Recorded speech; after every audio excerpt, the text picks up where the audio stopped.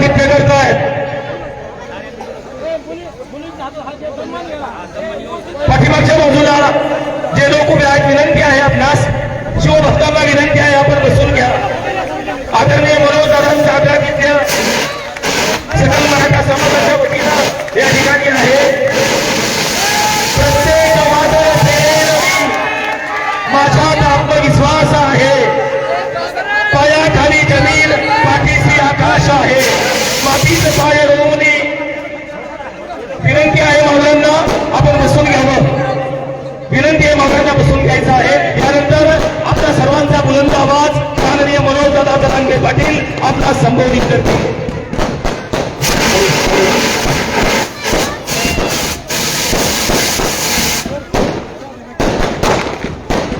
भैया भैया अलीकडे येऊ नका.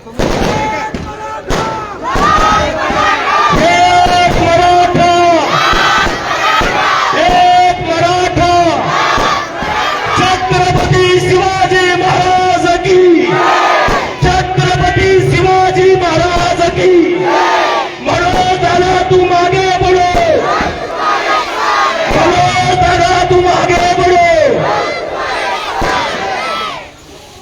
मराठा मावळ्यांना विनंती आहे आपण स्टँडिंग मध्ये न राहता खाली बसावं. अगदी विनयशीलतेनं विनंती आहे. आपल्याला आदरणीय दादांचे विचार ऐकायचे आहेत आणि 20 तारखेला त्या आझाद मैदानावरनं मुंबईवरनं आरक्षण खेचून आणायचं आहे. विनंती आहे माझ्या मराठा शिवभक्तांना आपण स्थानापन्न व्हावं.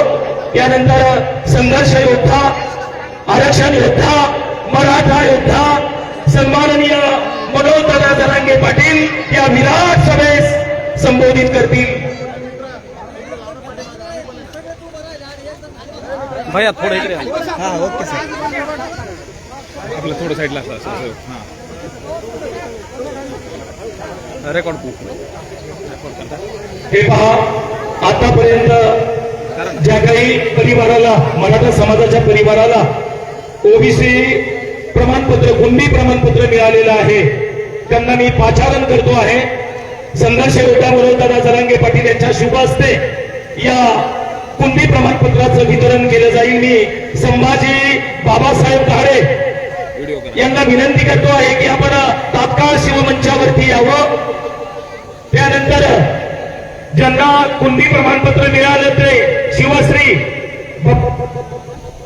बाप्पासाहेब पांडुरंग गाडे, बाप्पासाहेब पांडुरंग गाडे यांनी तात्काळ मंचावरती यावं.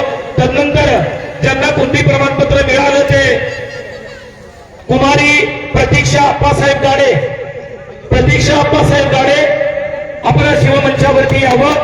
मराठा योद्धा सन्माननीय मनोजदादा जरांगे पाटील यांच्या शुभ हस्ते आणि यांच्यामुळे यांच्या संघर्षातून ही यश जे निर्माण झालेलं आहे आणि या यशाची यशोगाथा आज केवळ आपल्या जगदंबा नगरीमध्येच नव्हे तर अवघ्या महाराष्ट्रामध्ये या यशोगाथेचा जय जयकार होतो आहे.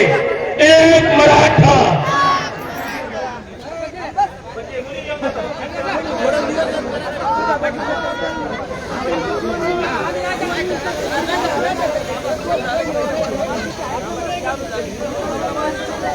विसलो आज जरी मी, हा माझा अंत नाही.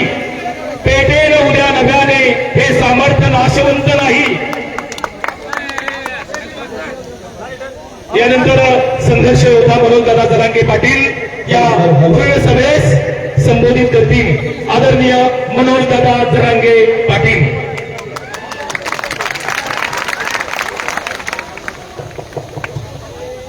सर्वांना विनंती आहे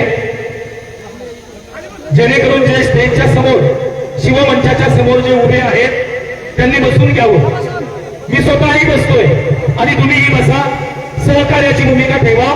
विनंती आहे पुन्हा सर्वांना आपण तात्काळ आसनास्थ व्हावं. आदरणीय दादांचे विचार आपल्याला ऐकायचे आहेत. विनंती करतोय पुनश्च.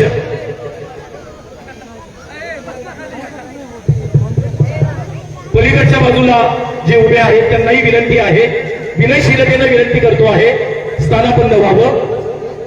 खाली बसून घ्या. फेसबुक वरनं लाईव्ह केले आपल्या न्यूज 18 लोकमतच्या पेजवरनं, तर आपल्याला घेता आलं तर बघा. मनोज जरांगे पाटील सभा बीडमध्ये गोदापट्ट्यामध्ये आहे, लाईव्ह केलेलं आहे आपल्या पेजवर, न्यूज 18 लोकमतच्या पेजवर. नेटवर्क आहे, प्रॉपर आहे नेटवर्क प्रॉपर आहे, आपल्या न्यूज 18 लोकमतच्या पेजवरनं दिलंय बघा, चेक करायला. मराठा समाजाला आरक्षण मिळावं यासाठी अनेक वर्षापासून मराठ्यांनी संघर्ष केला. मराठा समाजाला आरक्षण मिळालं पाहिजे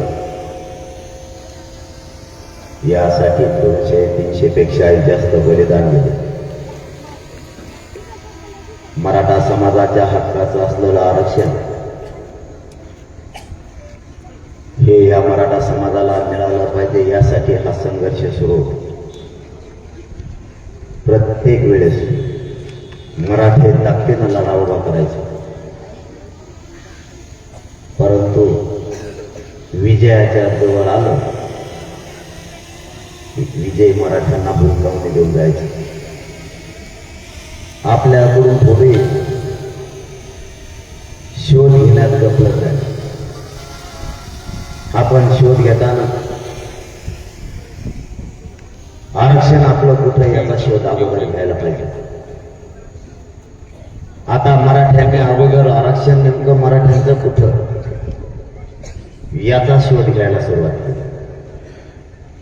इथून पाठीमागा मराठ्यात गैरसमज तयार केले.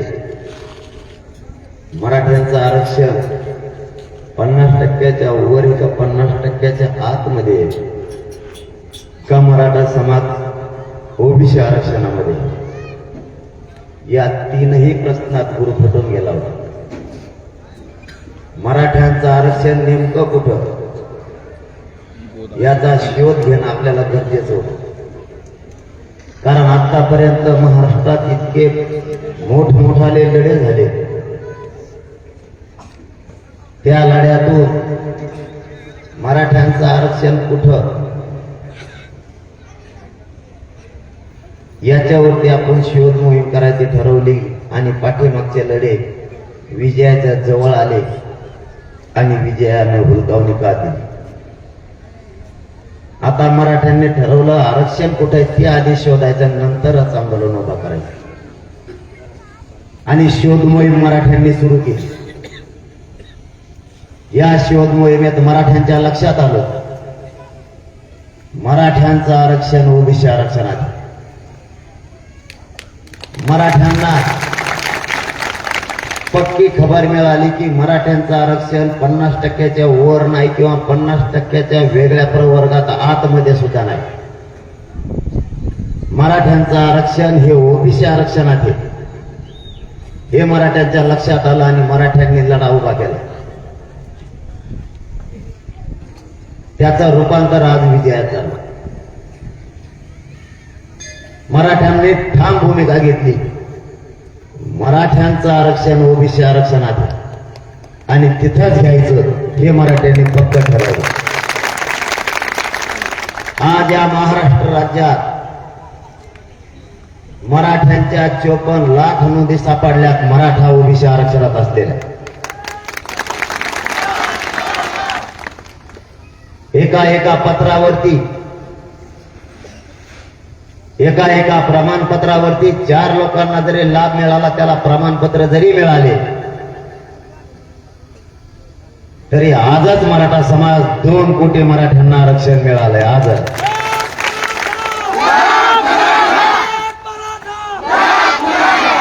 एका पत्रावरती. मला पाठीमागच्या आठवड्यात जालन्याच्या कलेक्टर साहेबांनी सांगितलं, एका पत्रावरती आम्ही 70 जणांना लाभ दिलाय एकाच प्रमाणपत्रावर. कारण कायदा सांगतो ज्याची नोंद मिळाली त्याचा सगळा परिवार, त्याचे सगळे नातेवाईक त्यामध्ये घ्यायचे, त्यांना प्रमाणपत्र देऊन त्यांना लाभ द्यायचा. मग त्यामध्ये काका, चुलते, पुतणे, आजी, आजोबा, आत्या सगळेच आले. ज्या सालाच्या नोंदी सापडल्या त्या सालापासून त्याचा सगळा परिवार आरक्षणात घ्यायला सुरुवात झाली.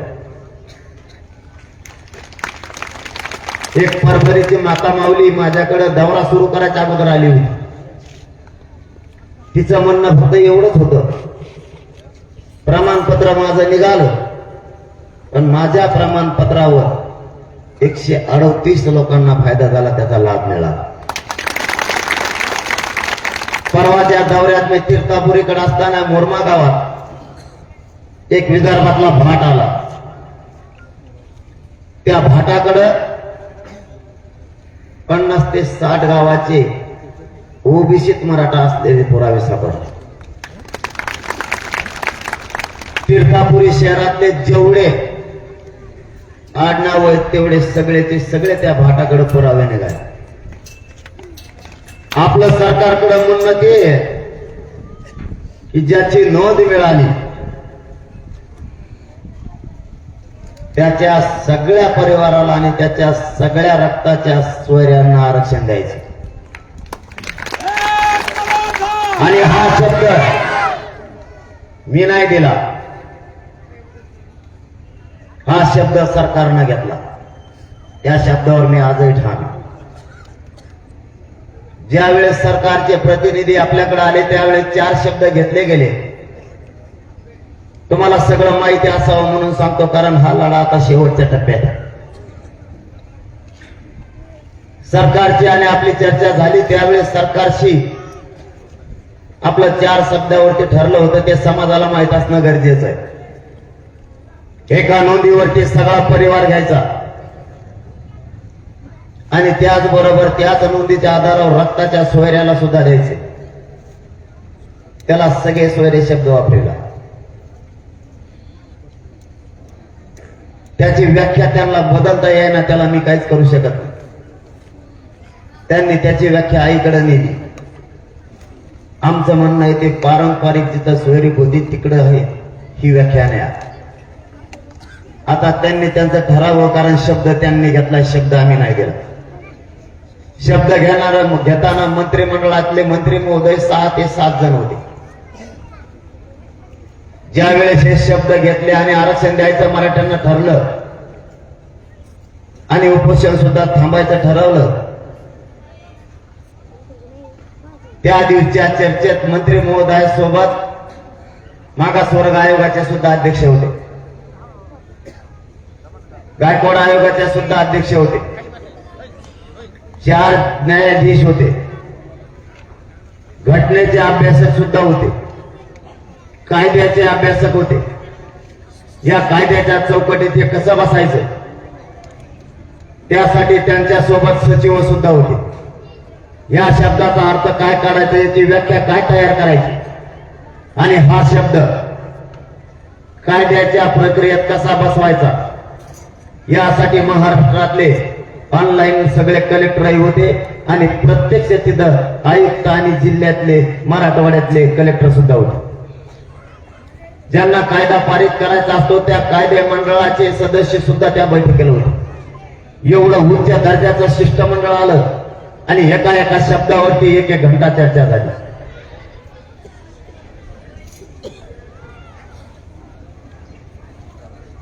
काय झाड आहे, आरक्षण मिळालं काय ते काढत बापरे.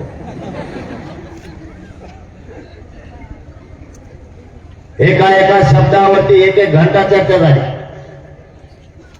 त्यानंतर 1 महिन्यानं पुन्हा मंत्रिमंडळाचं शिष्टमंडळ आलं गिरीश महाजन साहेबांच्या अध्यक्षतेखाली. आणि आपण त्यांना विचारलं त्यावेळेस की तुम्ही ज्याची नोंद सापडली त्याच्या सगळ्या परिवाराला आरक्षण दिलं का, तर त्यांनी सांगितलं हो. आणि ज्याची नोंद सापडली त्याच्या सोयऱ्याला दिलं का,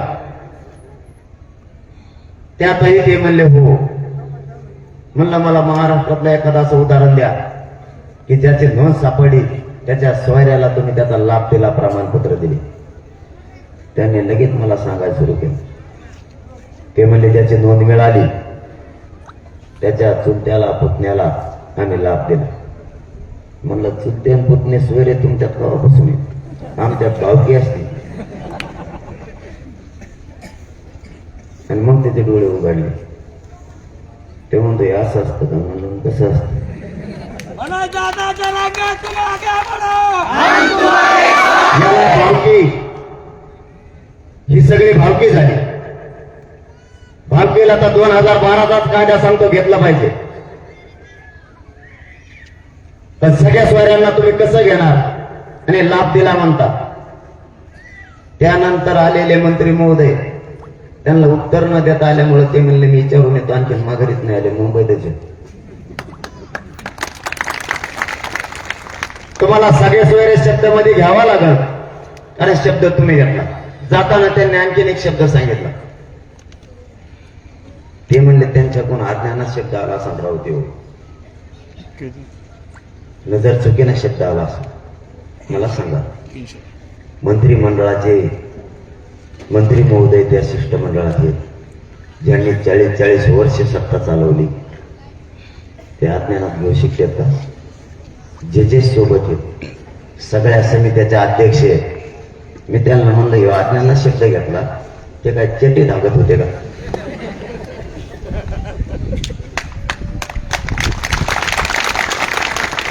ते काय बारीक बारीक लेकर आहेत का? त्यांना काहीच कळत नाही. जे कायदा चालवते, जे कायदे मंडळाचे सदस्य आहेत, त्यांच्याकडून तुम्ही अज्ञानात मत असले तुम्ही उठू शकता, इथून तुम्ही जाऊ शकता. मला तुम्हाला मराठ्यांना आरक्षण द्यायचं नाही, तुम्ही जाहीरपणानं सांगा. मराठ्यांना कसं आरक्षण द्यायचं मराठी ठरवते. मराठ्यांनी चांगले गपगार केले जातात. सगळ्यांची वळवळच मराठ्यांनी बंद करून टाकली. मराठ्यांनी यापुढच्या काळात अशीच एकजूट ठेवणं गरजेचं आहे. मराठ्यांना नाव ठेवले जायचं आणि मराठ्यांच्या पान उतारा प्रत्येक गावात आणि कट्ट्यावर केला जायचा. हे मराठी एक येत नाहीत. अपमानास्पद शब्द मराठ्यांना वापरायचे. त्यांनी षडयंत्र रचलं होतं. 70 वर्षापासून मराठे एक नाही झाले पाहिजे आणि मराठ्यांना आरक्षण सुद्धा नाही मिळालं पाहिजे. या दोनही शब्दात ते यशस्वी झाले होते, कारण मराठी एक होत नव्हते. पण मराठी आता इतक्या एका ताकदीने एकत्र झाले की कोणाचाच तोंड उघडायला तयार नाही. मराठ्यांनी एकच हाक दिली, अंतरवालीला या. अंतरवालीच्या बांधावर मराठी उभा होतो. 20 किलोमीटरवर मराठ्यांना उभं राहायला जागा नव्हती.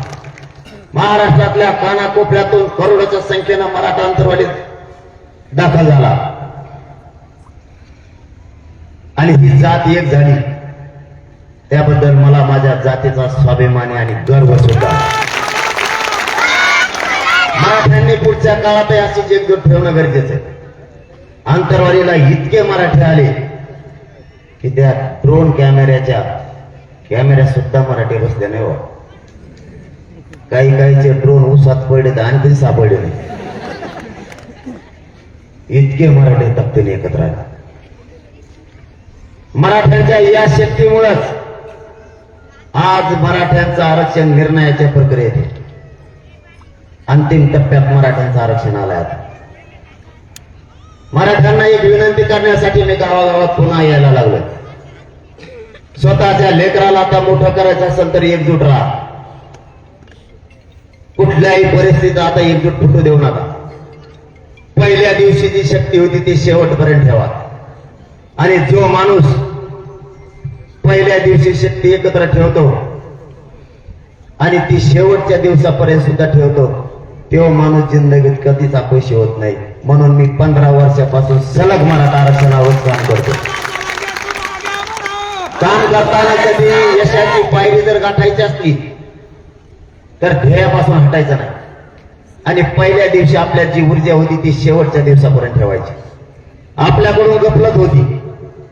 आपण सुरुवातीला ताकदीनं काम करतो आणि विजय जवळ याच्या टायमाला आता मिळणार आहे म्हणून थोडस ढिल्लं पडतो आणि तिथंच घात होतो आणि विजय भुलकाने देऊन जातो. आता यावेळेस मराठ्यांनी तसं नाही करायचं. पहिल्या दिवशी जी ताकद होती तीच ताकद मराठ्यांच्या पदरात आरक्षण मिळेपर्यंत सगळ्यांना हीच ताकद एकत्र ठेवायची. आणि तुम्ही फुटणार नाहीत. तुमची एकजूट फुटणार नाही याची मला 100% खात्री नाही तर तुम्ही उन्हात बसलेच नसते. तुम्हाला माहिती आहे, आता पोरं मोठं करायचे असले तर एवढीच संधी. आणि आता ऊन पाऊस वारा आणि थंडी आपण जर डोक्यावर घेतली तर आपले पोरं सावलीला बसणार आहेत. म्हणून आपल्याला उन्हात तळपाल्याशिवाय पर्याय नाही, तेव्हा आपले लेकरं सावलीत बसणार आहे. आता मात्र कोणी विचार नका करू, कोणीही विचार नका करू. मराठ्यांनी आता हाक दिली मुंबईला जाण्याची. मराठ्यांना आरक्षण आता मिळालंय, पण एका शब्दासाठी राहिलंय म्हणून मराठ्यांना मुंबईकडे जाण्याची वेळ आली. 54 लाख मराठ्यांना आतापर्यंत आरक्षण मिळालंय. मायबाप मराठ्यांनो, कोणाच्या तरी लेकराला आरक्षण देऊन आयुष्याची भाकरी मिळाली, समाधान असू द्या. एक ना एक दिवस आपल्याला सुद्धा मिळेल. या 54 लाख नोंदीवर 4 लोकांना जरी फायदा झाला तरी 2 कोटी मराठी आजच आरक्षणात गेले. या लढाईत मराठ्यांना अपयश नाही आलं. गोदापट्ट्यातल्या 123 गावाला एकजूट व्हा. आपण एकजूट जर झालो तर पुरा महाराष्ट्र एकजूट होईल.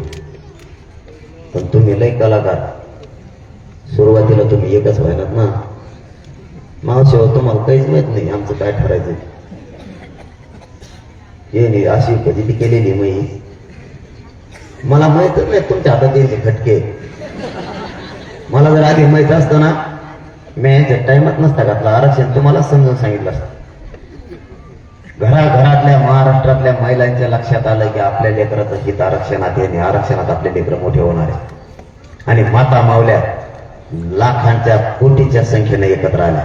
एकही राज्यातली आपली सभा अशी नाही की तिला 2 आणि 3 लाख महिला नाही. एक पण सभा नाही, प्रत्येक सभेला लाखांना महिला. मी पहिल्यांदा यायचो,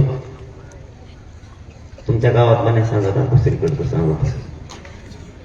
मी यांना फोन करायचा, बैठक केली, महा नंबर बघितला की मोबाईल फेकून द्यायची. बघा काही जण कसे हसत मी त्यांना खुनलंय, आपण मी त्याच्यात होतो म्हणून. इतकी बेजारी केली याने. मी जर म्हणलं बैठक केली ती असलं तर ते माझे बीडला उतरावं. मी माझा उद्देश एकच होता, तुम्ही जर एक झाले तर मराठ्याला न्याय मिळेल. माझा हट्ट तुमच्यापाशी तेवढाच होता. मी माझ्या जातीसाठी तुम्हाला त्रास दिला, माझ्या वैयक्तिक स्वार्थासाठी मी एकही फोन तुम्हाला केलेला नाही. केलेला असला तर तुम्ही म्हणता ते मी ऐकायला तयार. मी मला तर इतके माहिती आहे मावशी हो, तुम्हाला माझी भाषा कळते का? तुम्ही 10 म्हणा नाही बी म्हणून त्यांना नाही कळत. मग मराठवाड्याची भाषा त्यांना कळत नाही. त्यांना जर एखादा शब्द नाही कळाला ना, त्या अधिकाऱ्याला विचारते याचा अर्थ काय होता. त्याला नाही कळलं ते मला फोन करते याचा अर्थ काय होता. मला मी देऊन दिली. मला येत नाही शुद्ध होता, त्याला काय करू मी. आणि एखादा अनुस्वार चुकल्यावर मग काय करायचं. मी यांना फोन करायचं. मला एकदा असं घुमिलं एक जणांनी बैठकीला, आपण या मराठा आरक्षणावर आपल्याला दुपारी 12 वाजता बैठक घ्यायची, तुम्ही बैठक केल्या. तेव्हा मला राव मी बैठकीला आलो असतो, पण मग मोटरच चोरीला गेली. म्हणलं मायला गेली असं तो शेतकरी, याला दुसरी आणावं लागल, पाणी द्यावं लागल. पण मी त्याच्या चुलत्यालाच फोन केला. म्हणलं ते बैठकीला आले नाही, तुमची मोटर सापडली का? ते म्हणला मोटर, मी त्याचा चुलता आहे म्हणे, 3 पिढ्या झाला गुंठावावर नाही आम्हाला दोघाला. बापरे, चक्करच येऊन पडायचं काम. पण तरीही मी माझ्या जातीवर नाराज नाही झालो. मला माहित होतं हाच महाराष्ट्रातला मराठा समाज एक दिवशी एक येईल आणि मराठ्यांच्या पोरांना आरक्षण देऊन मराठ्यांच्या पोराच्या डोक्यावर गुलाल टाकल, याची मला 100% खात्री होती. म्हणून मी सारखं लढत राहिलो. आज त्याचं रूपांतर विजयात झालं. आता तसं करू नका. आता सगळे मुंबईकडे चला. तयारी झाली तुमची मुंबई? खरं सांगा बरं का. तिथं हा म्हणता मला असं रेटी ते तिकडं, मला एकट्याला तिंगू भेजून तुम्ही राहायचे इकडे. आता संधी ही संधी जर सोडली पोराचं वाटलं झालं म्हणून समजायचं. आता संधी सोडू नका. सगळे मुंबईकडे चला. मला इतका त्रास आहे तरीही मी रातपाट एक करतोय मराठा समाजासाठी. रातपाट मी पाठा सुद्धा सभा घेतो, कार्यक्रम घेतो. माझ्या पायाचा कार्यक्रमच केला एक जणाने, तरी मी फिरतो. मग पोटाचा कार्यक्रमच लावला एक जणाने, तरी पण मी माझ्या शरीराची किंवा जीवाची पर्वा नाही करत. कारण मला माहिती आहे विजय आता जवळ आलाय. आपण जर हटलो तर आपल्या पोराचं वाटोळ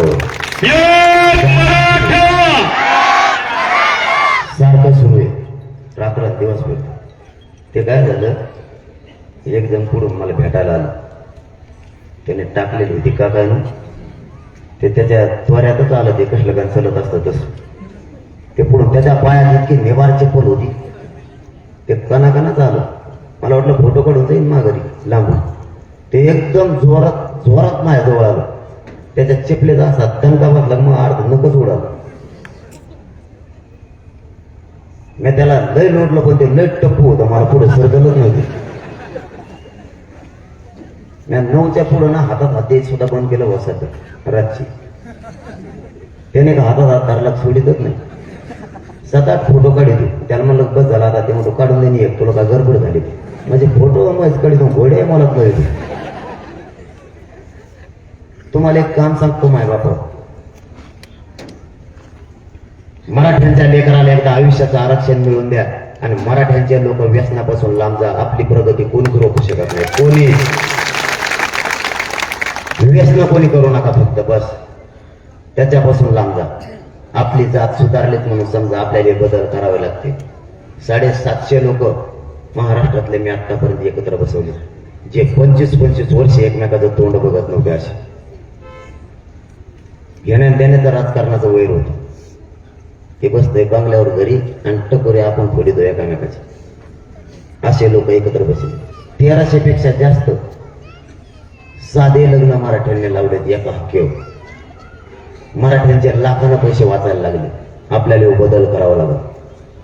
आरक्षण तर मिळालं, आरक्षणाचा विषय तुम्ही सोडून द्या. किती टोळे आडवे येऊ द्या, की तुमचा पठ्ठ्या त्यांना पुरून उराले एकटाच निभाला. त्याची काळजी तुम्ही करू नका. चांगल्याची वळवळ बंद केली. ती येवल्याचं तर बोलतच नाही मला आता.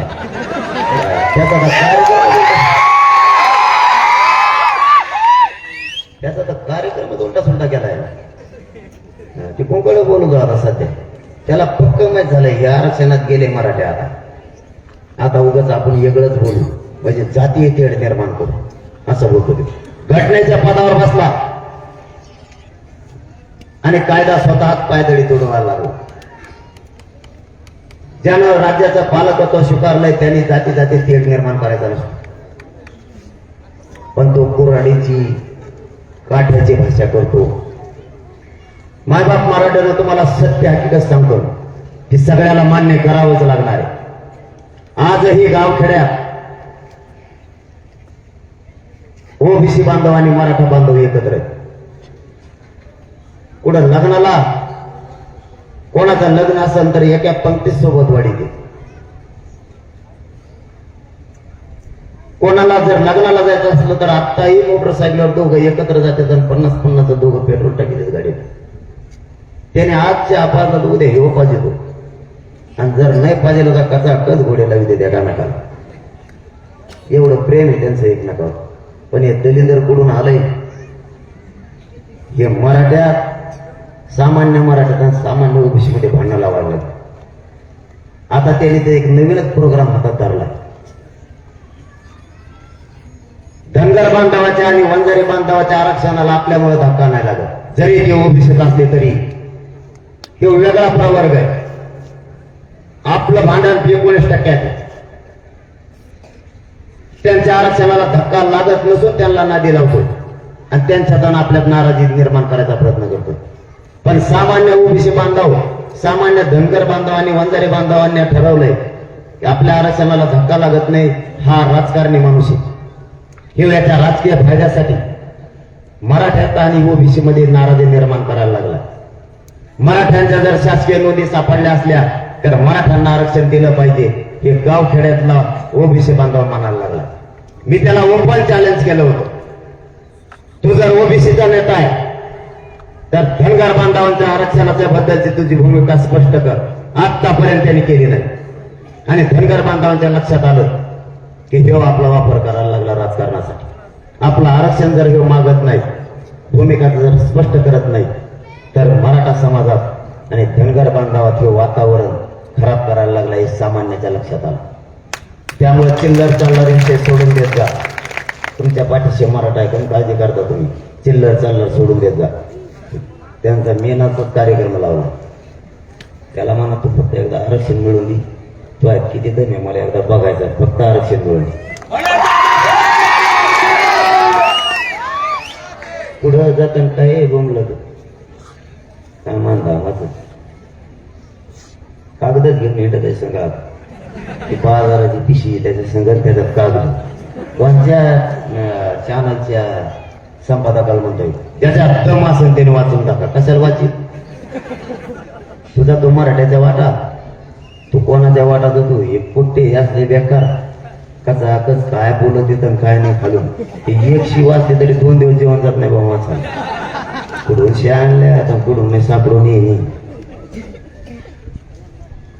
आता तुम्हाला एक गोष्ट सांगायला आलं, बाकीचं मी बघतो त्याची काळजी नका करू. याला किती ओळवळ करू दे, त्याला आपण समर्थ आहे. फक्त आरक्षण मिळूच तर शांत राहा. तुम्हाला जितका अपमान पचवत आहे तितका पचवा, कारण मी सुद्धा पचवतोय. मी कित्येक तरी अपमान पचवला, कारण आपल्या लेकरा बाळाच्या पत्रात आरक्षण पडणारे 70 वर्षानंतर ती एकदा घ्या.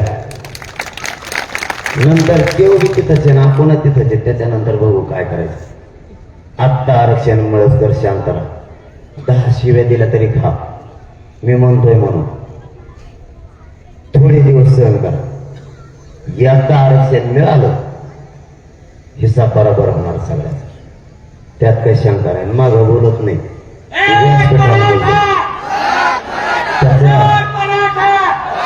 त्यांनी सगळ्यात जास्त वाटोळ केलंय. बाकीचे आपले विरोधक नाहीत हे लक्षात ठेवा. एकटाच विरोधक आहे, त्यांनी एकट्यानं मराठ्यांच्या पोराचं आरक्षणात वाटोळ केलं. बाकीच्यांचा काही दोष नाही. बाकीच्यांना दोष द्यायचा सुद्धा. आता मराठ्यांनी मुंबईची हाक दिली, सावध व्हा. 20 तारखेला मराठ्यांनी सांगितलंय मुंबईकडे चला. आता आपल्याला मुंबईकडे जायचं. कोणी घरी राहू नका. मुंबईची तयारी झाली पण खरे नाही. सगळे चला आता घरी राहू नका. आपल्या गोदापट्ट्यातल्या 123 गावातल्या लाखानं महिला 20 तारखेला सकाळी 8 वाजता अंतरवाली देणार आहेत. तसे मेसेजच त्यांनी फिरवले. लाखानं महिला, कारण पोरं 20 तारखेला सकाळी 9 वाजता अंतरवाली सोडणार आहेत. पोरांनी जर एकदा अंतरवाली सोडली तर ते मुंबईपर्यंत थांबणार नाही.